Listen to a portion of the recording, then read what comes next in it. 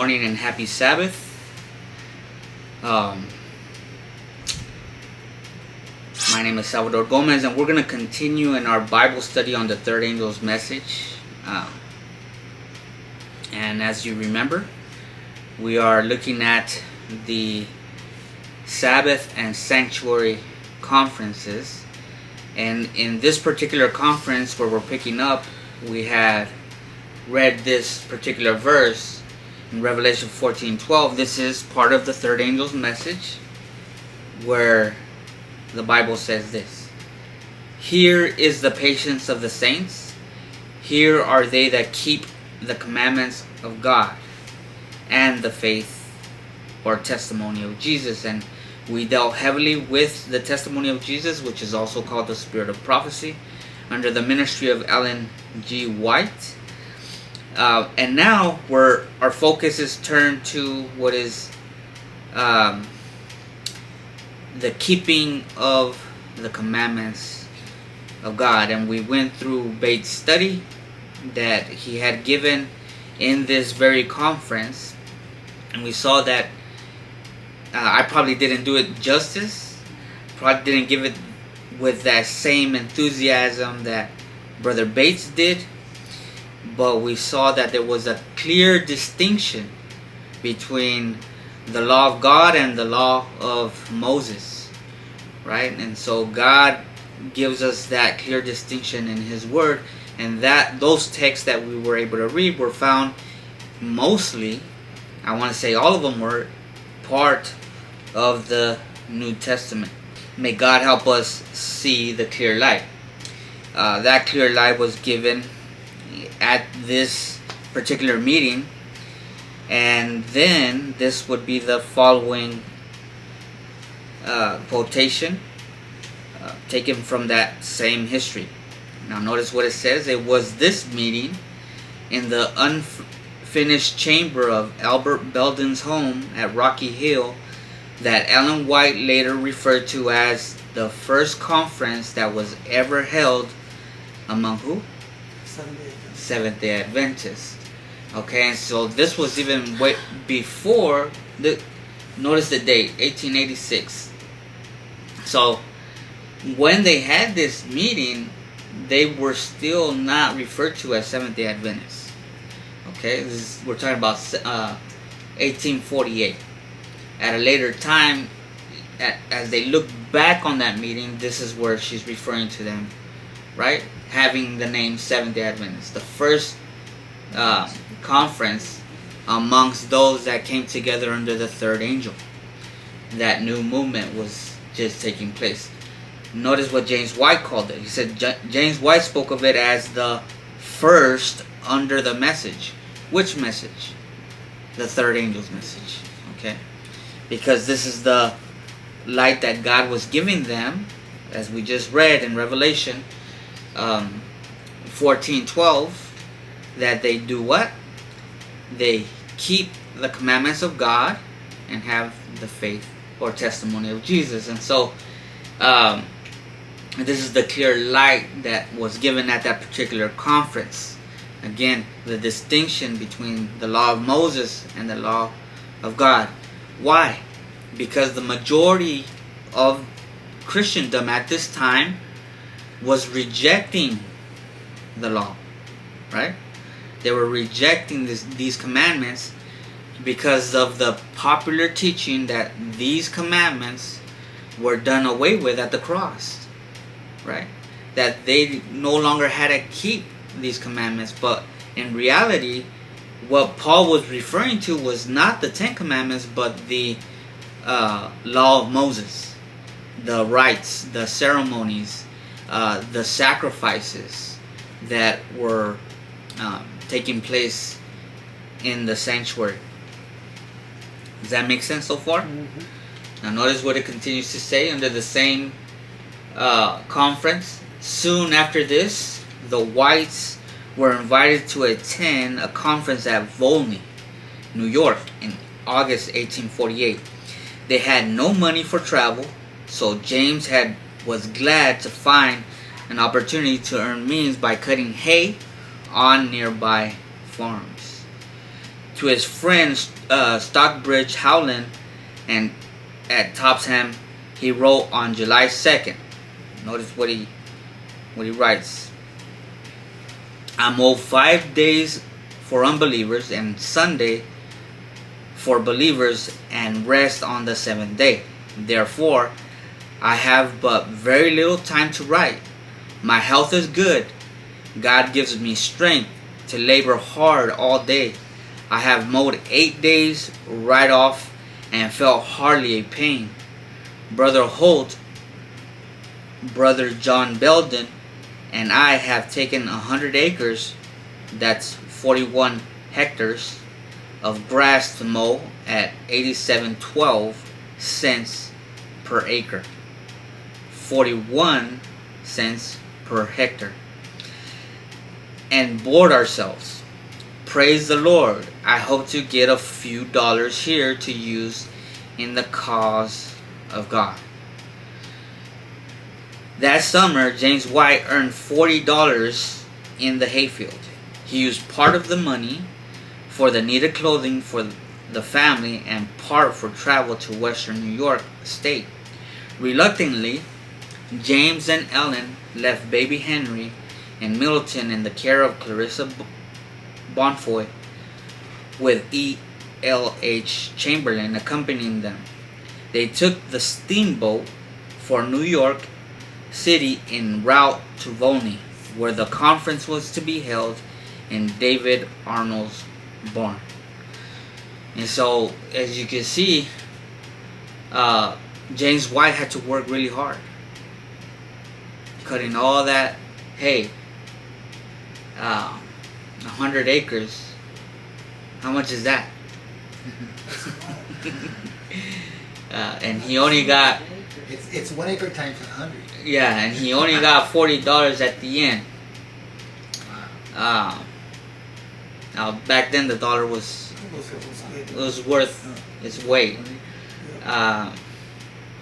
It's no longer the case today. $40, you can barely buy a few groceries with that, right?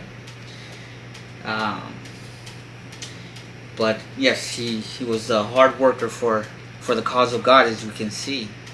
And so they were preparing for this trip to New York City in Volney. That's the next conference that we're going to look at here.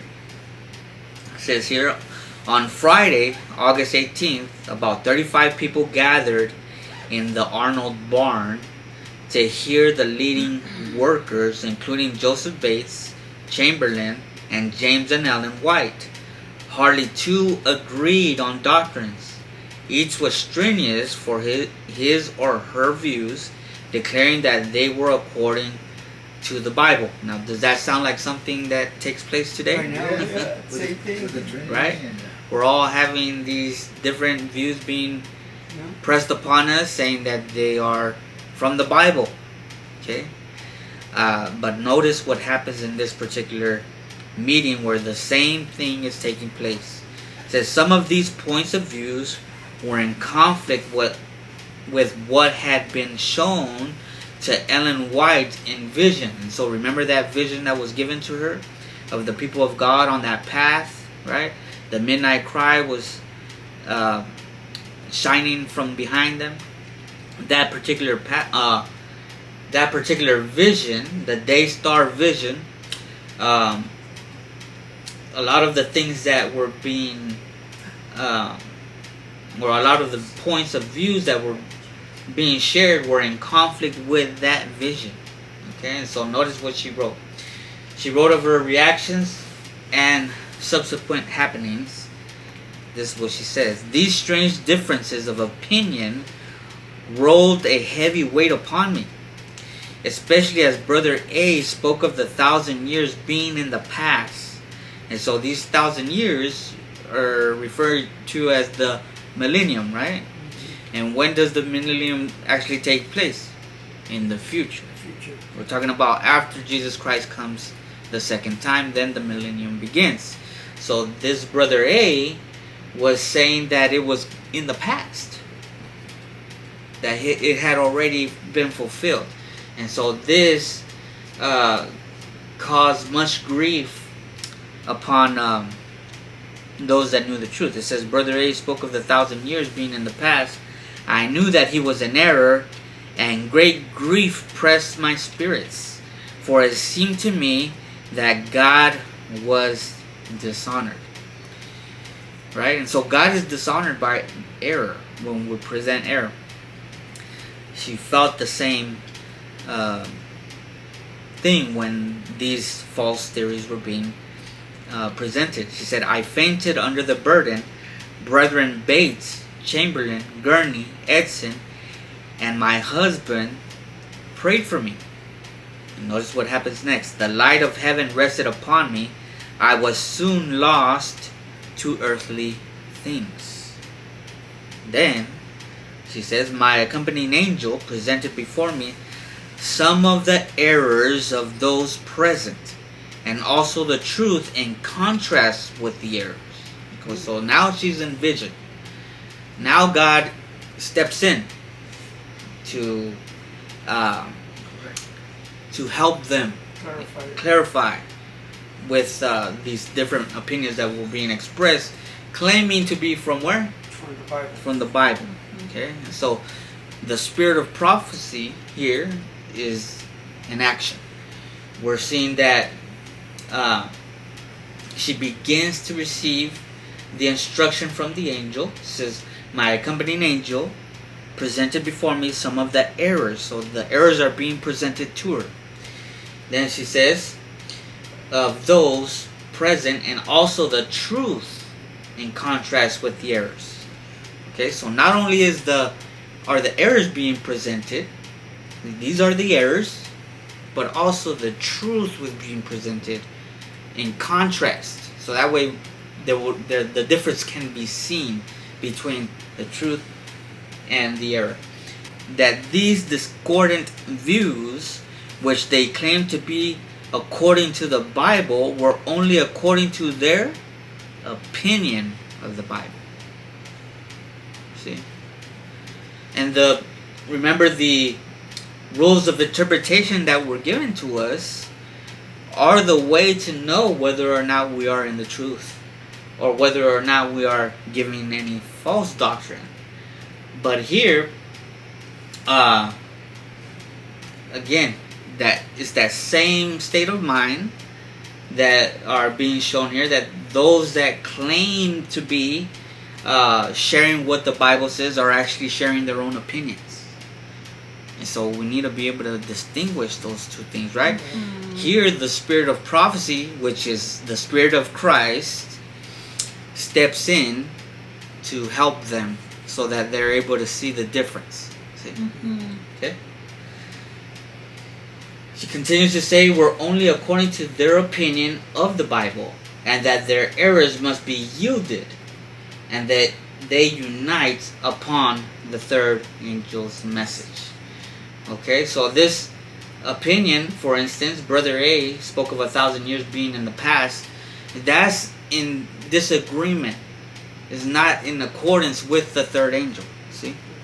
And so he had to yield that up in order for them to be able to stand on the same platform, or on the same understanding of what the third angel is. Okay? This is what the spirit of prophecy was doing in those meetings. Clarifying to them, this is truth, this is false. Okay? She was taken off in vision. The angel would speak to her and give her the corrections, but also the true understanding of what the Bible was actually teaching. You wouldn't be glad to have that now. Yeah. with what's going on out there in the world right now. Well, that's what the writings are for. They're still there, huh? Yeah. They're there. It's there, huh? It's there. In all of her writings. But I mean, like the way that was live, you know, that they were living it right there. Right. If we had her here today, then we can have that same experience. Or another prophet with the spirit of prophecy. Mm-hmm. But remember that, I don't know if you were here, but we read about how she had that dream about the different pieces of cloth. Were you here for that? Mm-hmm. And then she said that that she had vision where there was a group of people praying for more light. Oh yeah. And then she said that they already had that they already had all the light that they needed for the time being. That they weren't gonna get any more new light until they went through all the light that God was giving them through her writings. And so likewise, we have plenty to go through. It's too much. It's too much sometimes. It's plenty. Yes, plenty. Notice, Ellen White summed up the outcome in 2 sentences. Our meeting ended victoriously. Truth gained the victory. Okay, and so because of the spirit of prophecy, this was the outcome. And what was the 2 sentences? Our meeting ended victoriously. Truth gained the victory. In 2 sentences. Those are the two. Those are the 2 sentences. But there was more to it than that. To these people with divergent views, people who had not seen Ellen White before, the Lord gave very convincing evidences beyond the fact that she was shown by the angel. The truth in contrast with the errors. Just a few years later, J.N. Loughborough visited with David Arnold and some others who were present at the conference in 1848. And some interesting sidelights emerged. Loughborough wrote, okay, so he's writing that extra detail that she doesn't give us. Okay, he's gonna get the information from the outside looking in, because she gave it to us according to the vision that was given her. Okay, does that make sense? So now we're gonna see it from somebody that was standing on the side or sitting down. Okay, this was what was given to J.N. Loughborough, and remember, J.N. Loughborough came in at a later time. He wasn't present at this meeting, but he was the one that wrote down, jotted down a lot of the history by going to the main source, by going to those that were actually present. Okay, he was the historian for the Seventh-day Adventist Church. Now notice, as the circumstance was related to me, Sister White, while in vision, arose to her feet and took the family Bible upon her left arm, the book being an ordinary size one. And so back then, an ordinary size one was not the size that we have today. It's much bigger. It's a small business. Yeah. So, a ver. Yo creo que es como la que dan en cuando hay fallecimiento. This is the ordinary size Bible today. Yeah. Yeah. Back then, it was about like this.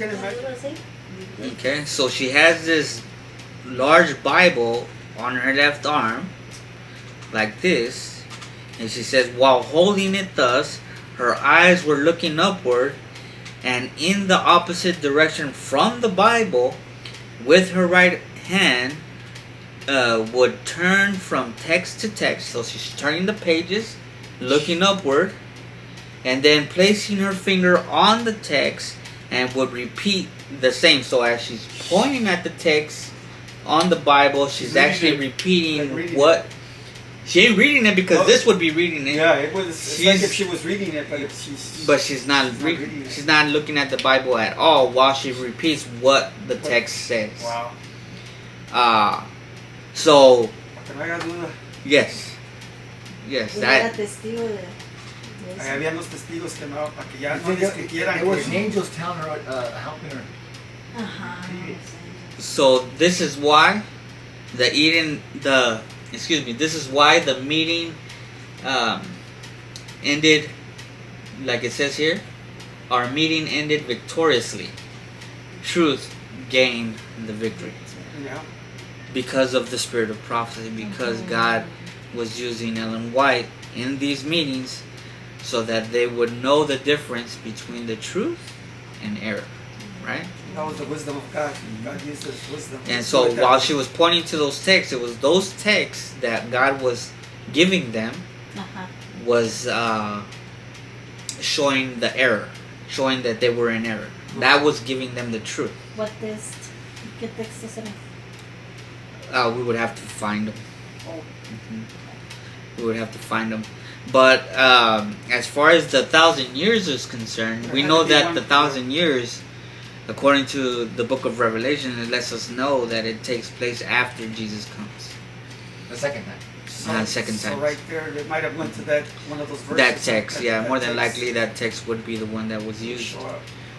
That shows that, and we're gonna study it, so we'll be fine. You know, we're gonna find out what those texts were, not in this particular study, but as we go forward, we're gonna find out Exactly. through their writings, through her writings, because again, this is the movement that God used to give us the third message. In the first and second angel, we saw that it was the Millerites, right? William Miller and Associates. But they weren't the only ones that God used. God also used another individual that came at a later time, Samuel S. Snow, to give the midnight cry. Because William Miller thought he was giving the midnight cry. But it wasn't him. It was actually Samuel Snow that would come in at a later time, at the near the close of the first and second angel's message, to give clarification, right? And that's where they received the date. Not for the coming of Christ, like they thought, because they misunderstood what the sanctuary was, remember? But it was actually at the close of the prophetic periods, Christ was going to move from the holy place to the most holy place, right? And that's where he would commence the investigative judgment of those that had already passed, of the just.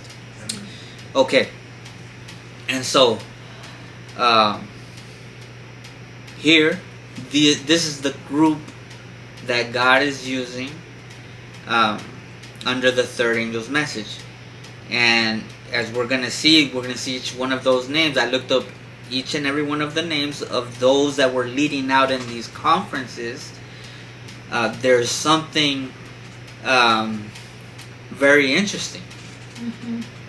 They have something in common. Does anybody want to guess what that is? They were all part of the Millerite movement. All of them. They were. Those that were in these meetings, they were all part of the Millerite movement. So that makes sense of what we hear, that you can't give the third angel's message if you don't have the experience. First, If you don't have You gotta have the experience from the first and second. Exactly. You gotta have that experience. You gotta have that experience, and these were those that had the experience under the first and second angel's message. They were able to give us There the were third. actually students there, huh? They attended the meetings. Except for Joseph Bates, he was actually one of the leading ministers in the in the Millerite movement. In the Millerite movement. Yes. So he was older than. He was older. He was older than the whites. Yes. So if we want to know what the first and second angels' messages are, we need to go to the ones that were actually in that movement. Pioneers.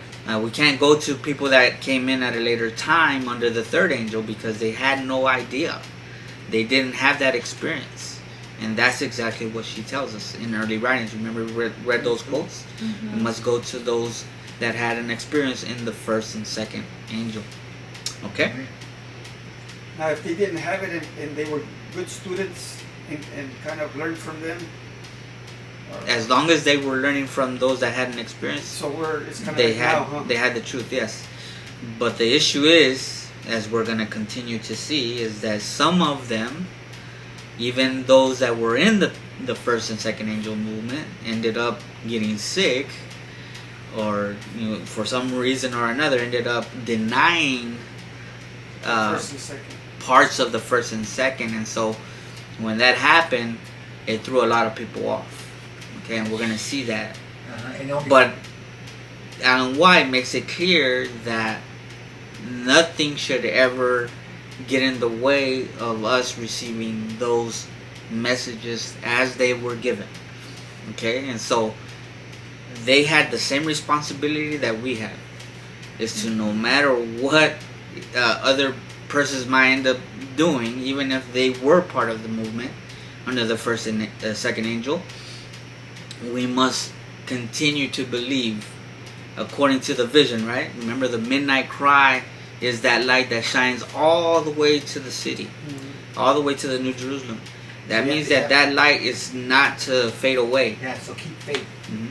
We must continue to faith. And that's part of the first and second. That's part of the first and second, yes. And there is no third without the first and second.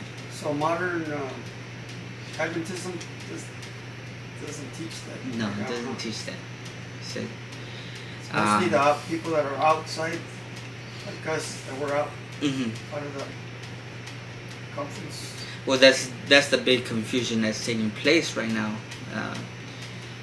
When we talk about these original teachings, if we go back all the way to the first and second angel's message, they're talking about the 2,300 days, which is something that we find under the third angel's message, because we must understand the sanctuary that to be cleansed.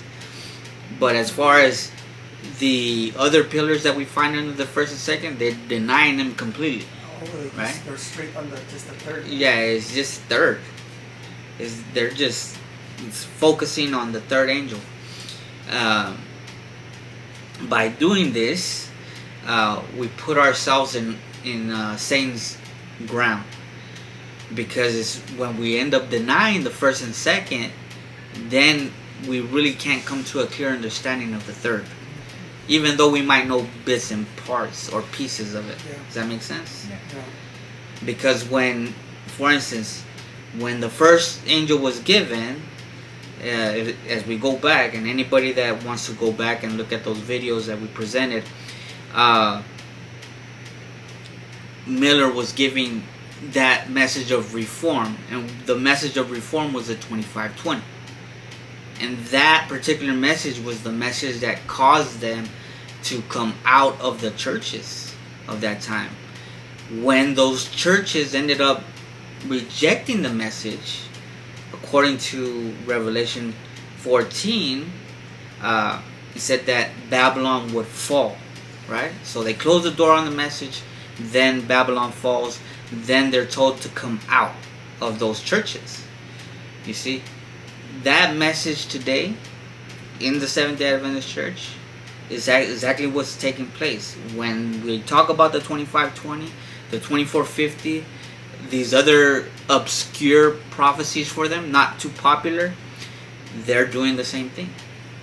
This history already took place. They're rejecting still. In 2015, 2013, these messages, there was a movement taking place here in the United States where they started to rediscover these things.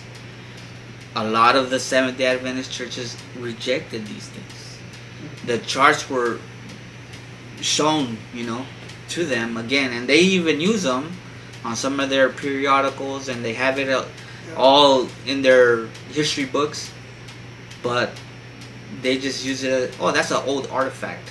We no longer believe in those things. That's not what the prophet says. That's not what the pioneers tell us. These are the truths that we are continue to believe until Jesus comes. That's why we're forced to come out. That's why we're forced to come out. It's not that we want to. They didn't accept, they don't accept it. Exactly. And they didn't accept it back then. The truth. Yeah. And so, since this message is going to be repeated, and it must be repeated all the way until Jesus comes to prepare people to be able to stand in that crisis that's coming, the mark of the beast. If we're not able to do it by going to the church and presenting these things, then who's going to be able to prepare? How are people going to understand once we start giving the fourth angel's message? Because the fourth angel's message only empowers the first, second, and third. Does that make sense? Yeah.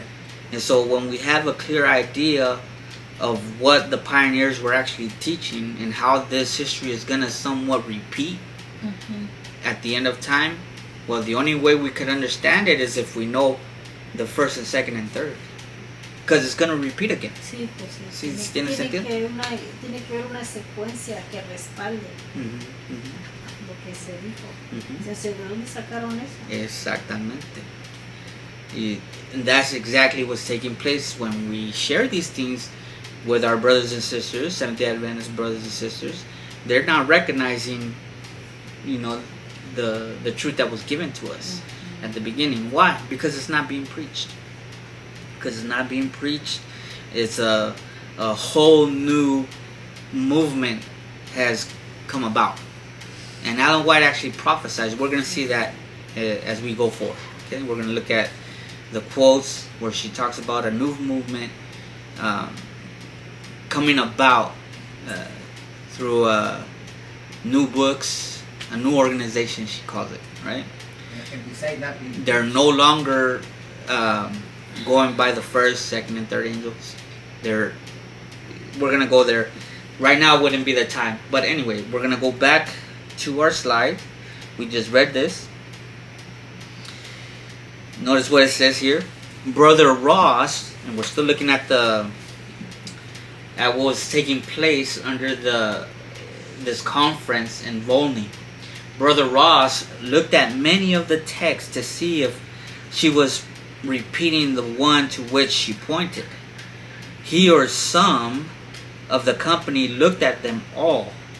In every case, she not only repeated the text to which she pointed, but she did so while her eyes were fastened upward and in the opposite direction from the Bible. It was these scriptures quoted in this wonderful manner which overthrew the false theories of the Sabbath keepers assembled at Volney in August 1848 and caused them to unite upon the truth or the third angel's message. Okay. so How many people were there? So it was the Holy Spirit that was speaking through her. I think, let me go back. Yes, It it was opposite, yeah. it was Christ speaking Yes. to her. I don't know Okay, how we many got people one were there. more slide after 'Cause it says this. it started with. I think it we was a did. small group, but I think we just did to start read. off with. Uh-huh. Oh, how many did it start off with? No. How many were there right there when that? At this meeting, right? When that got cleared up. I think. Hold on. What we saw. Mhm. Oh, 35. people 35, but I wonder if that's just Beginning. about 35 get in on the- Friday. About 35 gathered in the Arnold barn to hear the leading workers, including Joseph Bates, Chamberlain, and James and Ellen. Hardly two agreed on doctrines. So it says about, so that means it's not an exact amount. Because I remember on one of the other meetings, the meeting before that, Mhm. también it started off with a few people, but then afterwards on another slide, we see that there was a lot more Mhm. on the following days. Well, It was. at the beginning of these conferences, it was around 50. At the beginning, if we go back to the first Yeah, I conference, remember that. I remember. remember that? De los que quedaron cuando- But I'm talking about like después de per Chas- conference as they're going to the different places. I think like they're Volney. different. They're different numbers every Yeah, time. every time. Because not everybody's able to travel, Yeah. Oh. right? I mean, we No saw how money. much How James difficult. No money, no how much James White had to work just so that he could go to New Yeah. York, Yeah. and so not everybody's was able. Big sacrifice. Mhm. Okay, so let's see. We were here, now we're here. And this is the last slide of this presentation. It says, more conferences followed in this year of development. We're talking about 1848.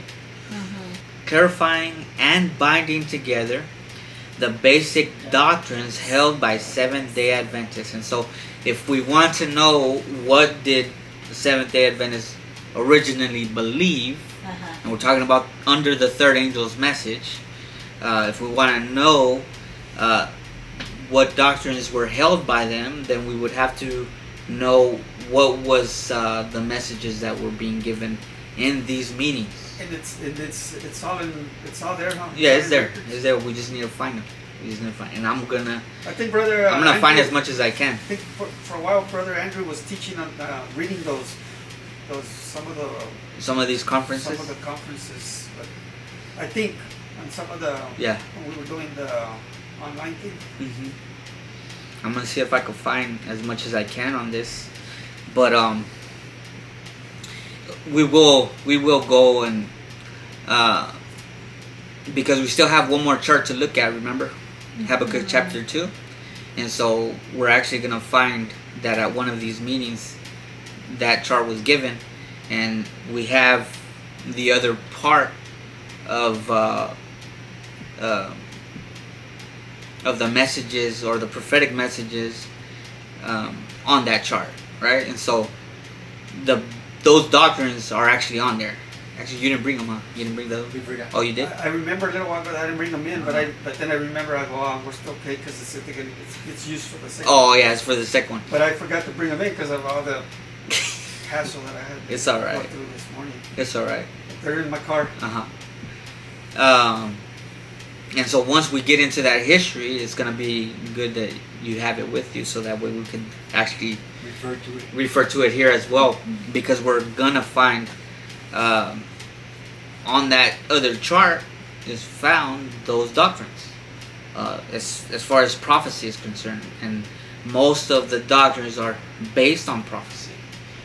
And so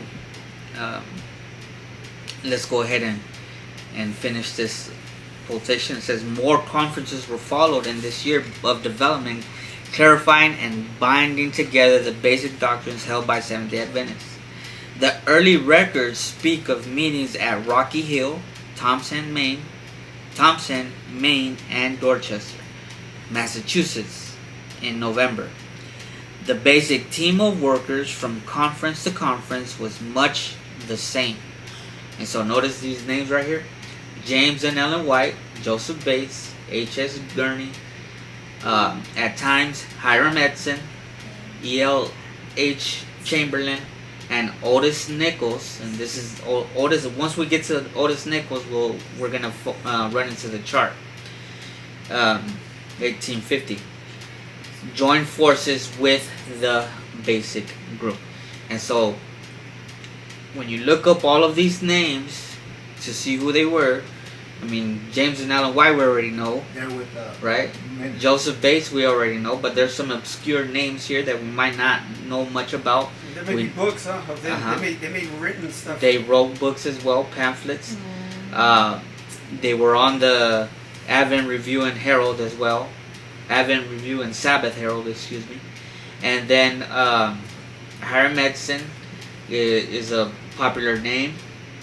Otis Nichols for us, because we study the charts, we know about him, but most of these other names we've never heard. No. And so when you look them up, they're all Millerites, all of them. Okay, these were the leading men. They're part of the 50. They were part of the 50. Yeah. 50 out of And 5,000. actually, 50 out of 5,000. 50 out of the 5,000. Okay, and we're going to go ahead and stop here. And the third angel followed them, saying with a loud voice, If any man worship the beast and his image, and receive his mark in his forehead or in his hand, the same shall drink of the wine of the wrath of God, which is poured out without mixture into the cup of his indignation. And he shall be tormented with fire and brimstone in the presence of the holy angels, and in the presence of the Lamb. And the smoke of their torment ascendeth up for ever and ever.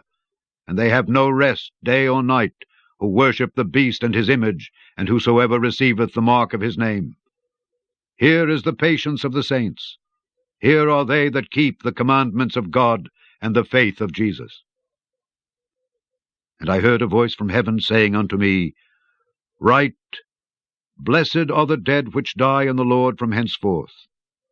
Yea, saith the Spirit, that they may rest from their labors, and their works do follow them.